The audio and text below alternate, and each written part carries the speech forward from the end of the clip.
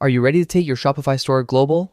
In today's video, I'm going to show you exactly how to set up international shipping on Shopify in 2025. Expanding your market worldwide can bring in new customers and boost your sales, but first, you need to make sure your store is set up correctly. Don't worry, I'll guide you step by step. Start by logging into your Shopify account and heading to your store's admin page. Look for the settings option in the bottom left corner and click it.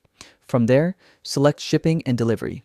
This is where you manage all your shipping details, both domestic and international. Next, create a new shipping profile. This lets you manage different shipping rates and conditions for various regions.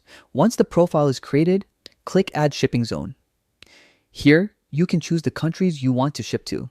Give your zone a clear name, like Europe or Asia, to keep things organized. Then select the countries you'll serve and click Done Now. It's time to set your shipping rates.